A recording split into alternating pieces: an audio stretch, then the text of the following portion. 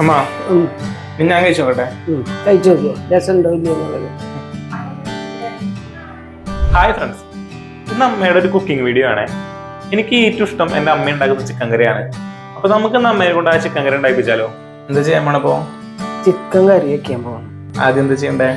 ആദ്യം ചിക്കൻ എടുത്ത് വെള്ളത്തിൽ ഇട്ടു, കുറച്ച് ഉപ്പ് അരി ഇട്ടു, മഞ്ഞപ്പൊടി, കല്ലുപ്പ് ഇട്ടു ആദ്യം, കല്ലുപ്പ് ഇട്ടു ആദ്യം, മഞ്ഞപ്പൊടി ഇട്ടു. ഇനി കുറച്ച് 10 മിനിറ്റ് നേരം അതിനെ വെക്കും. അത് വെള്ളത്തിൽ കിടന്ന് 10 മിനിറ്റ് ആകുമ്പോഴേക്കും സബോള അരിയണം, ഇഞ്ചി, പച്ചമുളക്, വെളുത്തുള്ളി ഇതൊക്കെ തൊലി കളയണം. ഇനി എന്താ ചെയ്യണ്ടേ? ഇനി അടപ്പത്ത് ചീഞ്ചട്ടി വെച്ച് വെളിച്ചെണ്ണ ഒഴിച്ച് റെഡിയാക്കാം. അമ്മ ചിക്കൻ കറി ഉണ്ടാക്കാൻ ഇങ്ങനെ പിടിച്ചേ? പൊടിച്ച് വെച്ച് വെച്ച് പൊടിച്ചു തന്നെ.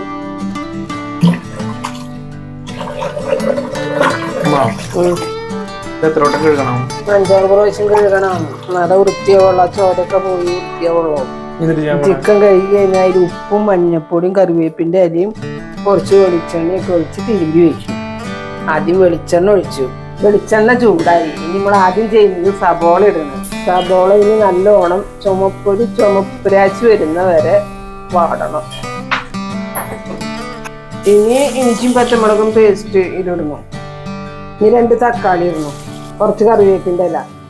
ഇപ്പൊ സബോളയും തക്കാളിയും പച്ചമുളകും ഇഞ്ചി വെളുത്തുള്ളി എല്ലാതും ആയി. ഇനി ഇതിലേക്ക് കുറച്ചൊരു ടീസ്പൂണ് മല്ലിപ്പൊടി, അപ്പോൾ 1 ടീസ്പൂണ് മുളക് പൊടി, കുറച്ച് കുരുമുളക് പൊടി, മഞ്ഞപ്പൊടി, ഇനി കുറച്ച് മസാലപ്പൊടി. പൊടികളൊക്കെ മിക്സായി എല്ലാതും കറക്റ്റ് ആയിട്ടുണ്ട്.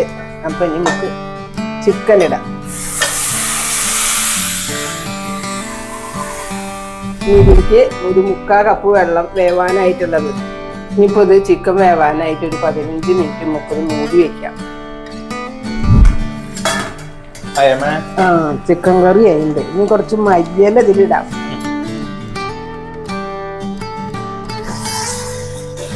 വെള്ളമൊക്കെ വറ്റി ചിക്കൻ കറി റെഡിയായി. ചിക്കൻ കറിയിൽ നിന്ന് ഉപ്പും മുളകും ആയോ അതിൻ്റെ ടേസ്റ്റൊക്കെ ഒന്ന് നോക്കാം നമുക്ക്. എല്ലാം ഉണ്ട്, കറക്റ്റായി. ഞാൻ കഴിച്ചോട്ടെ. കഴിച്ചു നോക്കിയോ, രസമുണ്ടോ ഇല്ലയോ എന്നുള്ളത്.